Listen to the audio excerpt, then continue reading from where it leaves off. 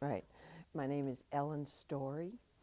I am the state representative in the Great and General Court of Massachusetts from Amherst. I live in Amherst and I represent Pelham and half of Granby, which are consecutive towns.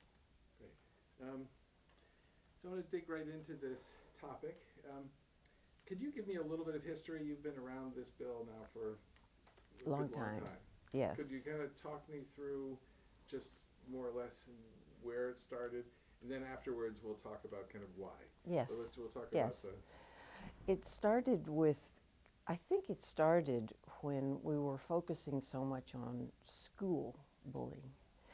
And I started hearing from adults in my district and outside of my district who came to me with stories about workplace bullying, about adults being mean to each other.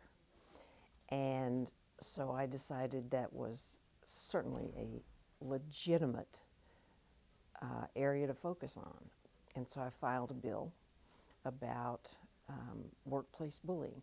Right now, if you are working someplace and there is someone who is bullying you, the recourse that you have is to go to the human resources person, to go to people within the organization. But if they don't want to pay attention to it and take care of it, that's the end of the line for you. You can put up with it or you can leave and find another job. When this bill is passed, you will be able to sue. It will be against the law for someone to bully you, and so you will have the ultimate recourse, which is to say what you're doing is against the law and you can't do it to me anymore. It has impressed me how many places in how many places you find workplace bullies. Public schools, private schools, colleges, universities, doctors' offices, libraries.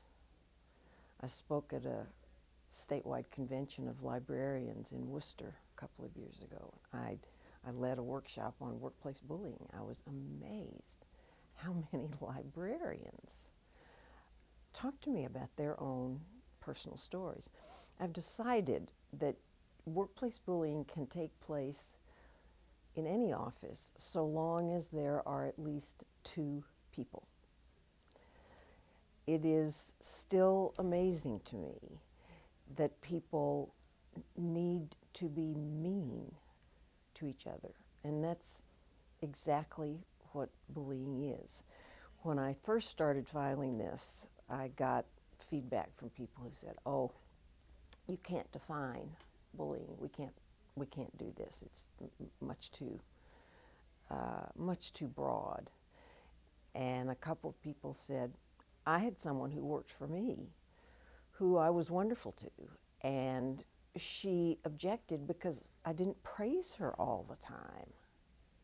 No, that is not what we're talking about. We're talking about repeated, mean-spirited behavior toward another person on a repetitive basis. Can't be having one bad day and blowing up and swearing at someone. That's having one bad day, and hopefully the person apologizes for it afterwards. But this is systemic, repetitive, deliberate meanness to another person that you are working with. And often it's a person who is junior to you in status. That's not always true, but it's often true, so that the person who is bullied feels even more helpless and vulnerable. And what year are we talking about? Before we go Sure. on, I just need to have them down at Oh, okay. Jay, can you work your chair closer to the camera? Sure, now? absolutely. Thanks. So if you lean Yeah, towards the I'll lean in. camera and Sure. maybe slouch down a little bit, because I am now picking sheet looks up Ah, into okay. the light, that's when I'm picking it We up. can raise the light up a little bit more. And that's one thing I was also thinking, so. Am I talking the way you want me to? Yes, Okay. no, this is excellent. It's just, Okay, Representative Story, could you just look down now to look towards Jay? And tilt your head up a little bit. it's okay if we get a little flare of light. Yeah, we're getting, it's Yeah. better now, and if you slump down a little bit Sure. more, that'll help. Pardon my. That is- Just get on your knees. Yeah. Okay, we can So continue. we're, Thank you. so what year are we talking about? I mean, because I know this is the third time it's going through. Yes, I've been working on this for a decade, for 10 years. And the bill has gotten refined.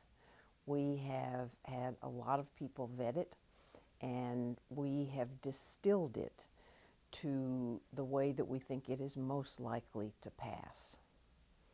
Great.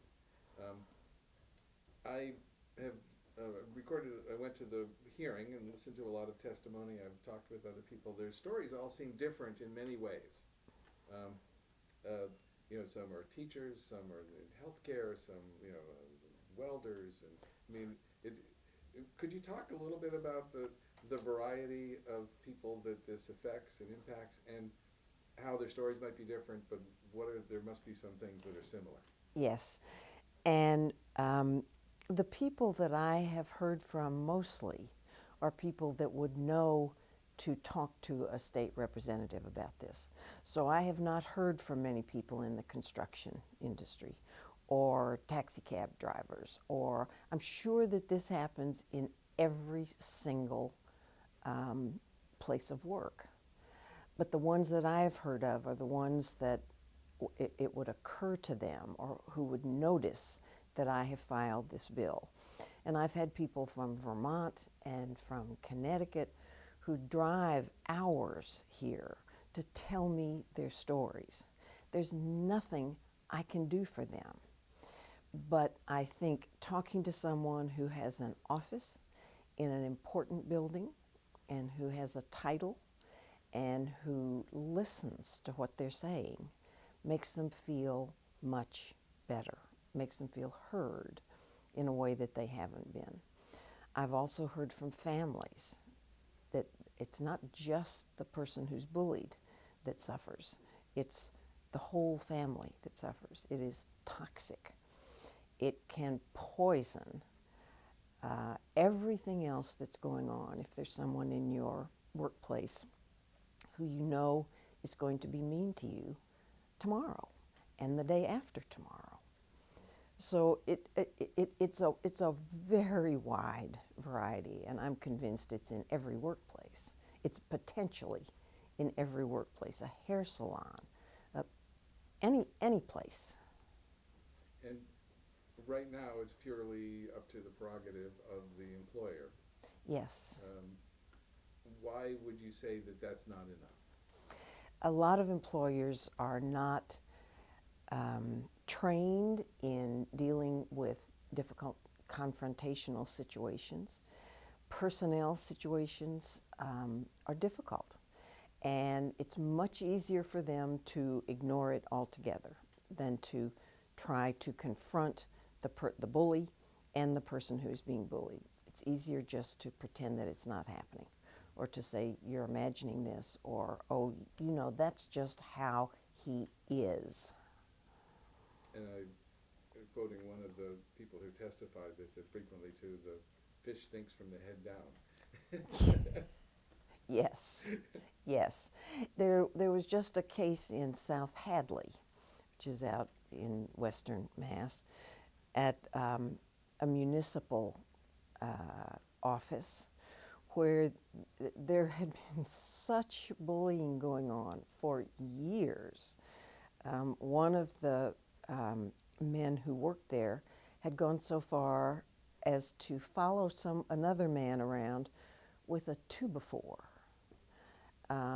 ready to hit him with it.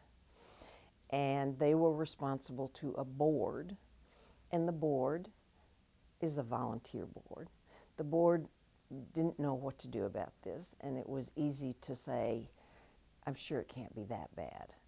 And finally, it just burst open because he took he took legal action. And it has been in the papers over and over again, and people are saying, how could this have gone on for what went on for years? And no one bothered, or no one felt capable or was interested in saying, something is terribly wrong here. You don't treat other people like that. Right, because this is, I mean, I would think that laws are made to intervene where something you would think was just common sense doesn't really. Yes, for example, Brown versus the Board of Education in 1954. A more recent example is in 2004 in Massachusetts, when we were the first state in the country to legalize same-sex marriage. That would never have happened if the plaintiffs hadn't gone to court. We had talked about it for years. The legislature wouldn't even consider domestic partnerships, which was what people asked for first, which of course was all about health insurance. The legislature would not consider that. So their only choice was to go to the court system, and it worked happily. And that brings me to an interesting point. It seems that Massachusetts has regularly been on the forefront. Yes. You know, could you talk a little bit about that, and why you think we may be the right state to be also spearheading an issue like this? We, on the one hand, we like to be the first in the nation to do things.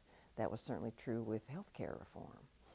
On the other hand, we're a little nervous about it. It's easier if there are some other states that have tried it out, and you can see where the difficulties were, and then you can amend what you do based on their experience. But we were first with same-sex marriage. We have some of the strongest gun laws of any state in the country. Just recently, this week, was the 3rd anniversary of Newtown, Connecticut, where 26 people were killed. And after that, it's been 3 years, after that, gun laws have been loosened up so that more people can have access to guns. On the contrary, in Massachusetts, we spent many, many, many months meeting with everybody. People from representatives of the NRA, everybody, clergy groups who were very strongly in favor of more gun laws, more gun control.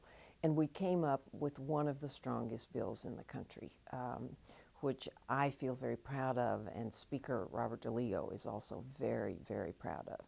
So we like to do things that that could have a positive effect. But we also are a little bit nervous about this. And the business community does not like this bill. And the business community holds some sway here. The Associated Industries of Massachusetts is nervous about this bill. I think they're wrong to be nervous about it.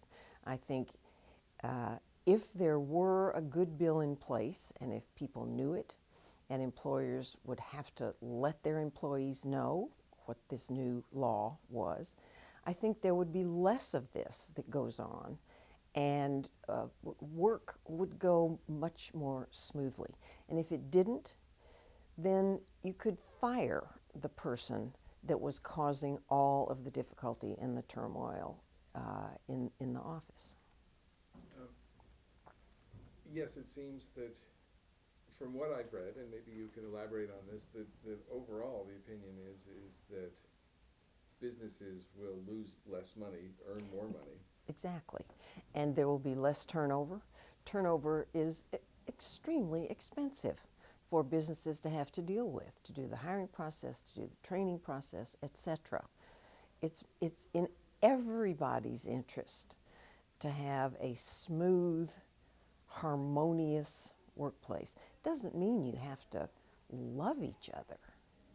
It does mean that you have to be civil to each other. It does mean that you cannot be mean to someone for the reason that it makes you feel more powerful to be mean to someone else. It also, in what I've read, this disproportionately happens to women. I Or think as it. targets. I think the target is often a woman, but I've heard from many men who say that they have been targeted at work, and they have been put through terrible, terrible, hellish times, which affected their family in extremely negative ways. A lot of the stories I've been hearing certainly are heartbreaking, and it also seems to leave people so that they're functionally unable to Yes. to work. Yes, it can be completely disabling. If someone is singling you out for criticism or for ridicule, it can, no matter how confident you were when you started out, it can erode that so that you end up feeling incapable of doing much of anything, like getting out of bed in the morning. Why is it that you have, I mean, have you had any experiences being bullied in your own life, if you're comfortable talking about that Right. or not? Or what is it that about this particular topic has lit the fire underneath you? Well, I'm a liberal. And right now, one of the things that I'm working on is a postpartum depression commission. Postpartum depression happens to, 16 to 20% of new mothers.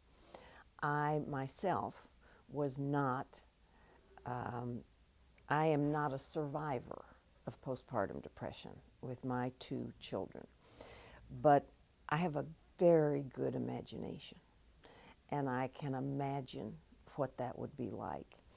I have not been a target of bullying, but my imagination lets me know how I would be affected, and it would be devastating for me. Even though I do have confidence in my abilities, I can easily imagine how that confidence could be eroded fairly quickly, and it's unnecessary. We should be able to stop this. People say you can't legislate behavior. No, you can't. But you can legislate consequences for behavior, and that's the obligation of the people who make the laws to do so. And it seems from a legal perspective there are a lot of parallels that you can make with the sexual harassment laws, for example. Yes, exactly. We were one of the first to be strong on sexual harassment laws also. And this, I'm also the lead sponsor for a Pregnancy Fairness Act. You will be surprised to know, I hope, that in 2015, you still need a law that says employees cannot be mean to a pregnant woman.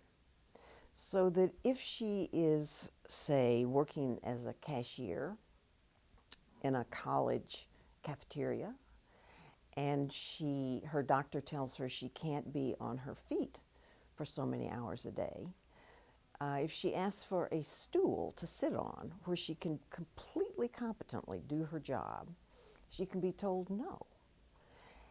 If she asks if she can take a bottle of water around with her as she works, she can be told no. If she asks if she cannot, in the last 2 months of pregnancy, climb up high on the ladder to stock the shelves, she can be told, no, of course you have to do that. That's your job. So pregnancy-related offenses like this are another form of workplace bullying. It's being mean to someone because she's pregnant. And there's absolutely no reason for that. So that's the same thrust of this bill. I guess the common theme is that I think people should be nice to each other. Every religion has something like treat other people the way you want to be treated yourself. That's a common theme in all the religions that I know. I mean, Jesus said, love thy neighbor as thyself. That's too hard. That's a very hard charge. But you can be civil to your neighbor. You can avoid being mean to your neighbor. And that's, I guess, a goal that I am striving for, whether it's whatever category you fall in, whether you're pregnant or whether you're a worker or whatever.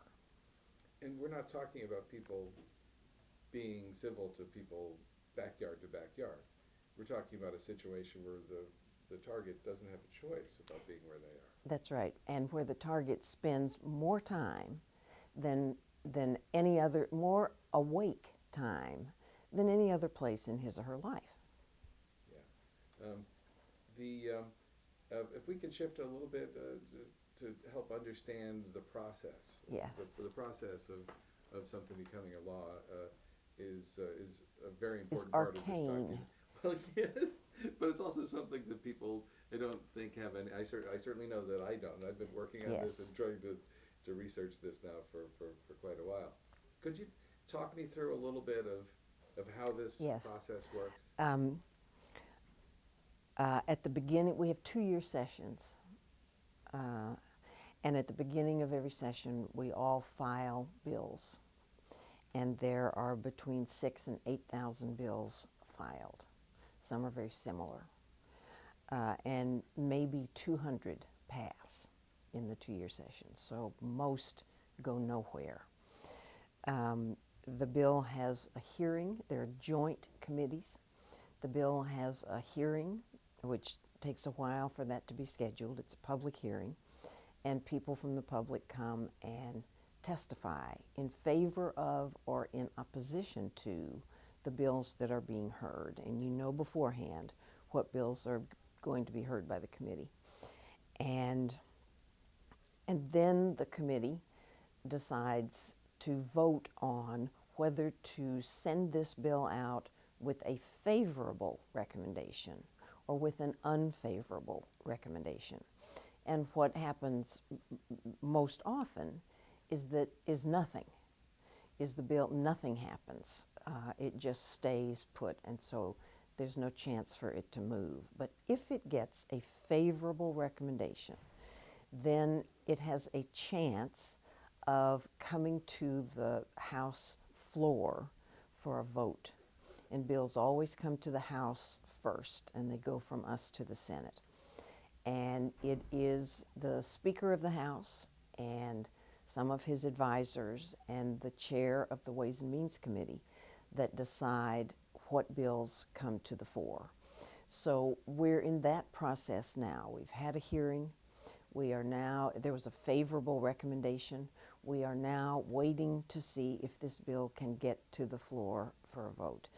I think it will be hard for people to vote against this bill if we can manage to get it on the floor for people to vote on. There will be a few people who will testify in opposition among the members of the House. They will say this will be difficult for businesses.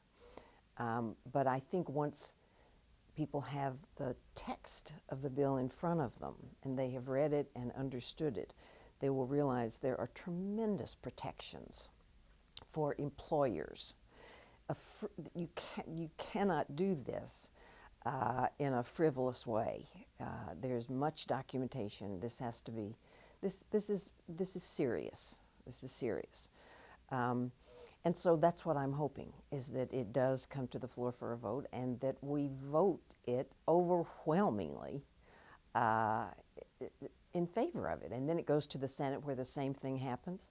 And then it needs to go to the governor for his signature.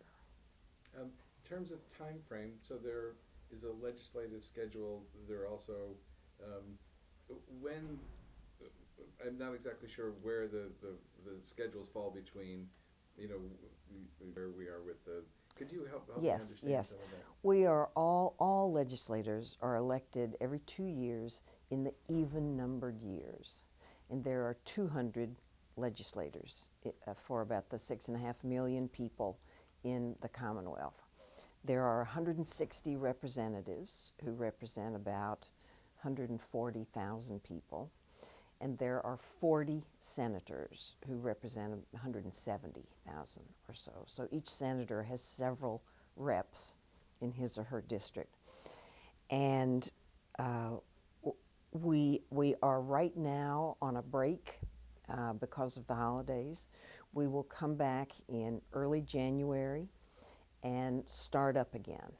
And then we will, because this next year is an election year, we will finish probably in July so that people can go out and start campaigning. And it's also a presidential election year, so people want to campaign for their candidates. So we have this next number of months to get a lot of things done, including this bill. So the hope is that this bill will go up for a vote before, obviously long before July. I would Yes, imagine. yes.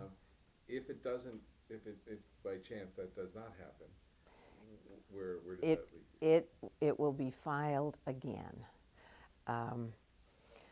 I have a bill about labeling foods that have genetically modified ingredients in them. And I have filed that for a number of years.